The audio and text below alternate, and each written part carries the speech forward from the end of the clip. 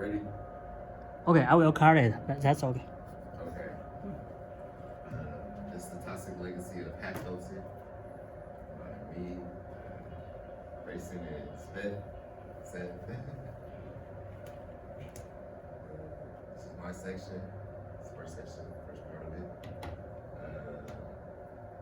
To understand the health risks of hat filtering, we first need to look at how hats were traditionally made. Hatters use animal furs, such as beaver, rabbit, and hare, and they use these furs were shaved and then filtered using steam and pressure to form the base of the hat. This process was essential for shaping and strengthening the material.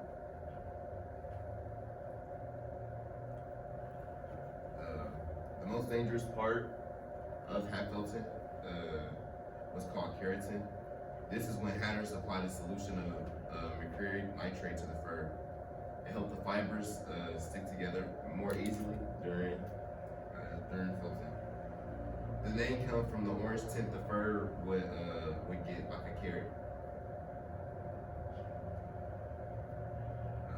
Mercury is the main exposure when treating the fur when heated.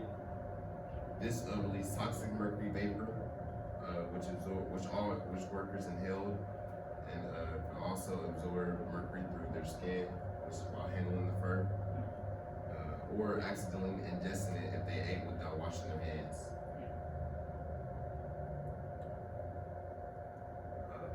Prolonged exposure to mercury caused serious health problems.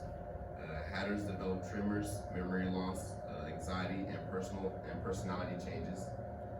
With these symptoms were so called, the condition became known as the Mad Hatter, which is known as erethism.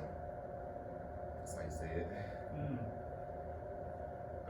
The term mad as a hatter comes from this very issue. Mercury poisoning is likely affected behavior so dramatic that it's likely comes from the Lewis Carroll, Mad Hatter, and Alice in Wonderland. The connection is a real example of how industrial hazards made their way into pop culture. Hatters often work in poorly ventilated spaces. There were no PPE or lack of PPE, no protections, no gloves or masks, and they didn't understand the dangers of mercury exposure. These conditions made it even more likely for workers to get sick.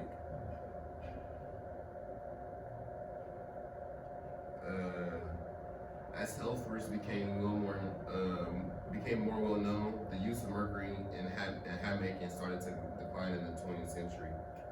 Safer methods and materials replaced mercury-based keratin, and public health efforts pushed for better workplace conditions.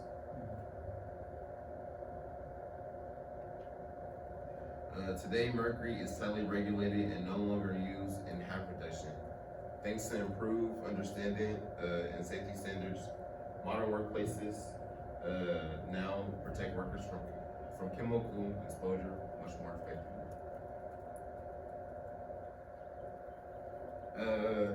The story of the Mad Hatter reminds us of the importance of chemical safety. Hatters unknowingly suffer because of a lack of knowledge and regulation. Now we all know better, and it's our responsibility to ensure the safety of all industrial work. Very good, very good. All right. So now my section. We did the toxicology problems and hat felting. I'm also going to hit a little bit more on Mad Hatter syndrome. So, to give background of the chronic exposure of mercury and the hat felting, NIOSH discovered that the main chronic exposure was mercury. Hat felting factories, they use the mercury nitrate, of course, a more efficient method of moistening the fibers, as we talked about with keratin. Long-term exposure to mercury began to have extreme neurological effects on people and other health issues that over the time. Of course, tremors, emotional changes such as mood swing, irritability, nervousness, and excessive shyness. Insomnia, neuromuscular damages such as weakness, muscle atrophy, twitching, and they get, which would cause damage to the central nervous system. Headaches, disturbance in sensations, so their peripheral vision would be off, they have other experiences. Changes in nerve response, so they couldn't react as quick, and or poor performance on tests of mental function. Get a little more about the neurological effects. Memory loss was a key one. This diagram here kind of explains different effects of mercury toxicity. The motor system, of course. The nervous system is a big one, so everything. The immune system actually too, it decreased the immunity of the body, so they would have less protection from certain other diseases as well. Increase in plasma creatine in the renal system, and reproductive system as well. They saw tremendous effects in people who were pregnant, and also the babies had dramatic effects when exposed. Mad Hatter syndrome, or Mad Hatter disease, and it's basically known as just a chronic condition of mercury, long-term exposure of mercury. And like we said before, erethism. Here's three main symptoms that the big ones that they hit was psychosis, excitability, and tremors. Usually they have many different psychological effects, and of course, we're about them. In the United States, mercury was used in hat making until 1941, when they started narrowing down more. They tried looking for alternative methods to. A little bit to continue. Today it is very uncommon. 24 out of 1,300 cases were moderate to major problems in the U.S. today. Treatment for cases of Mad Hatter syndrome they're pretty basic, but fluids, they give them enough fluids, bronchodilators, and oxygen. Basically, if you have someone with long-term exposure in a room, they'll getting them out is the best option you can do, but also going to the hospital and getting extra, getting put on ventilators or something like that. Companies are going with alternative methods, eliminate the cases, and of course, like Lewis said, with the Mad Hatter, it inspired Alice in Wonderland, as you see in the movies, like the Johnny Depp version. Lack of PPE and ventilation, so I'll hit some key points from the video that we've seen on their ventilation, and also you see with other factories back in the day. The main thing I noticed in the ventilation in the video was they were walking through a warehouse, and there was a tremendous lack of windows and proper ventilation. I could not really see. Which with that case, with many chemicals, but also you had the warehouses where they had the felts and those could contain other toxicology problems like diseases or any other materials. So that can cause health issues as well. Also, I've noticed looking at a lot of them, of course, some of these places are kind of old, so they had some little older equipment and they had some rust. Also, that can cause traumatic health problems with rust being in the air, especially inhalation. A lot of the workers I saw, they had no respirators, usually in the felting process, and some without protective gloves and certain things they should be wearing protective gloves. Now, in some defense, I did see some people wearing gloves, and I did see them also wearing some chemical aprons as well. Bioaccumulation and adverse health effects. One thing I researched is, if not treated for mercury poisoning immediately or not seeing the effects, it could have long-term health effects following, like it targets some main organs, kidney problems, permanent lung damage, respiratory failure, not just lung damage, but damage to the bronchioles and other hypoxia, and in more serious cases, it leads to death if not treated properly. And in this video, I can see problems with hands as well. I wanted to hit adverse health effects. So I see a lot of these people using these machines with vibration, and if they do not take like proper breaks and they don't accommodate like take some breaks, and like you could have tremendous health effects on your basically your nervous system and like how your hands work. I've seen people like they've used like machines that have caused a lot of vibration. Afterwards, their hands are still shaking from that effect. Another thing I want to hit on is I found these two graphs. These are the cases of mercury poisoning, observed values, predicted values, and the controls from 1970 all the way to 1995, and this could even go on. As you can see, like the mean mercury concentration has gone tremendously down since the time because of these alternative methods, but also changes in like using proper PPE and taking precautions. Also, the thing I found, they took a sample size of 119 employees or 119 people in response to age by mercury exposure. In most cases, the range is 25 to 35, where they have a 50% of all these other percentages. The lowest you can see is 45 to 50. But mostly in this area, you would see during that time, a lot of the workers were usually around this age when it comes. To kind of summarize everything, mercury exposure can have many effects on human health, especially in a workplace environment, with, like I said, improper ventilation and improper precautions that are taken. Mad-Hatter syndrome is the main one, of course, where it's the most traumatic that it could experience. Having an environment, also by looking at the video, having an environment lacking proper ventilation, employees that lack certain PPE, is only increasing the risk of mercury poisoning further, and it increases the number of cases each year. And now it is Seth's section. Very good. I will summarize your highlights later. Alright, so for section 3, we'll talk about improvements and their controls. So chemical handling and substitution improvements.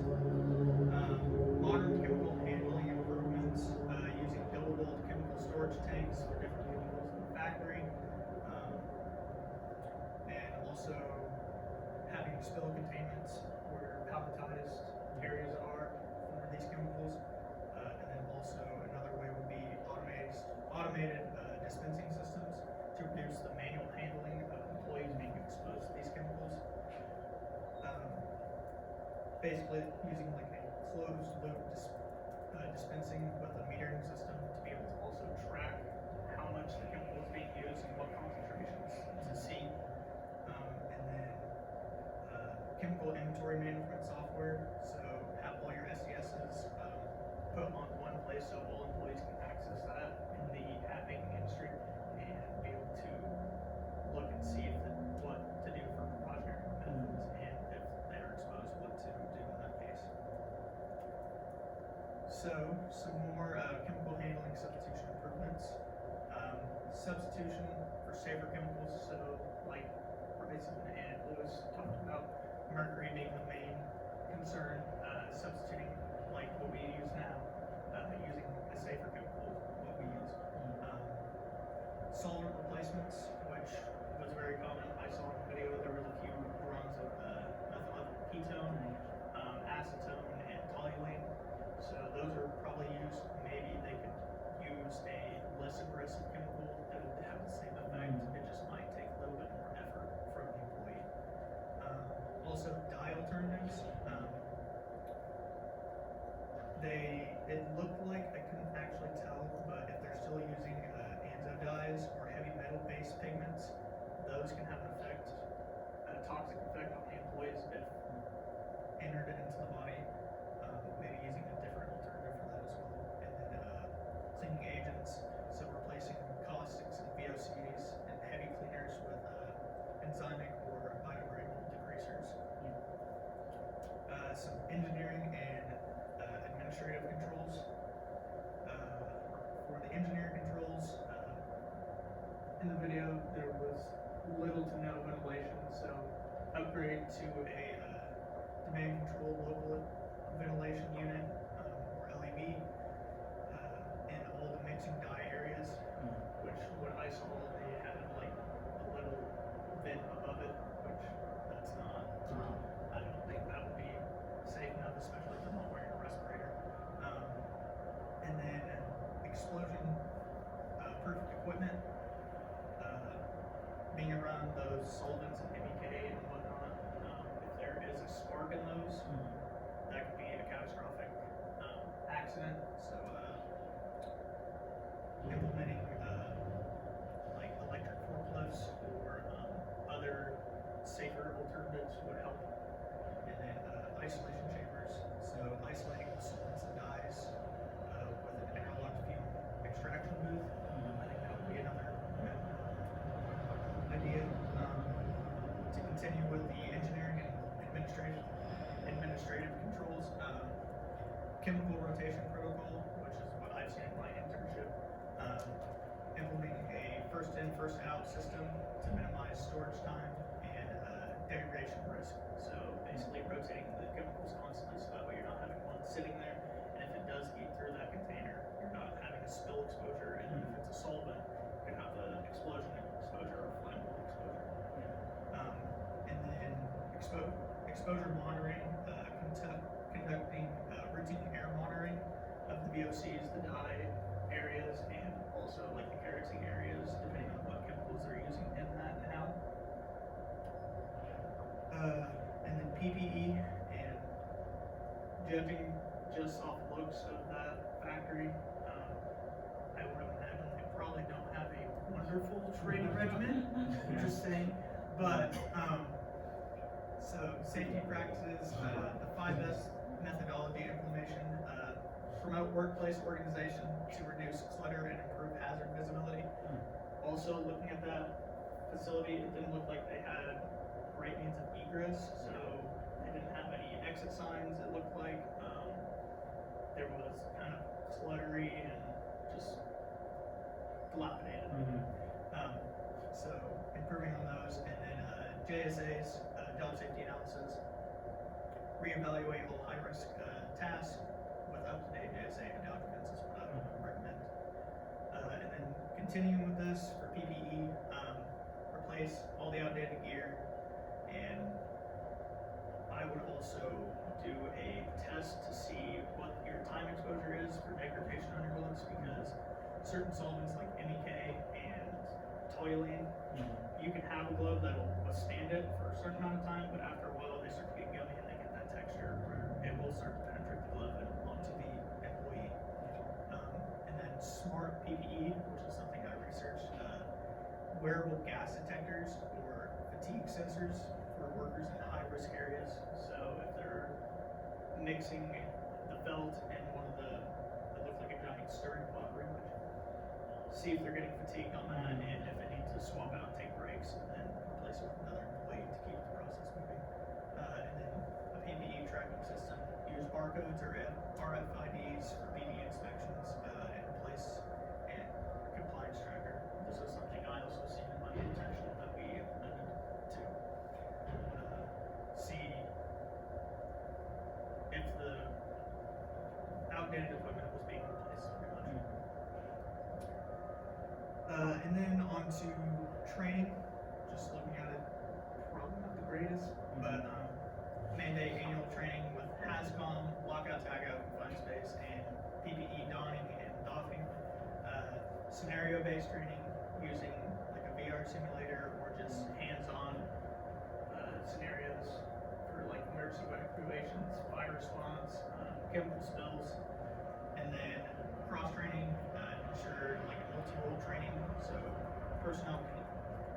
fill in safety during absences. So if, depending on what their shifts are, say there's an A, B, C, D crew that work 12, 12, 12, 12, basically being able to interchange people if somebody's absent, to be able to still have that emergency response team, spill team, first aid team, stuff like that. And then the OSHA standards. These are all the OSHA standards for that I would use within that. That would be high risk. So hazard communications, PPE, occupational exposure to hazardous chemicals, process safety management, and highly hazardous chemicals, ventilation, toxic and hazardous substance, including PEOs, and then I already said that. And then for NIOSH, the RALs and the TLVs for ACGIH should be used as a benchmark when OSHA PELs are outdated. Globally harmonized systems for classification and labeling to be applied for different chemicals, and then conduct toxicokinetic assessments for workers chronically exposed to low-level chemicals. So wearing those gas monitors, basically seeing how they're exposed, what they're exposed to get a benchmark of what they're exposed to. So summary, conduct a full chemical hazard assessment, inventory all substances, identify high-risk compounds and prioritize substitution, commission a facility safety audit, which I think they're probably in dire need of, improve certified industrial engines and process safety professionals, and then apply for an OSHA consultation. OSHA offers a free consultation that they walk through your facility and they say, this is what you need to be compliant. So, yeah, that's what we got. Excellent. 这个样子按照要讲。Oh, we can open a consulting company. Our presentation should look like this. Have a seat. Let's see what I bring to you, and I will highlight what you have done.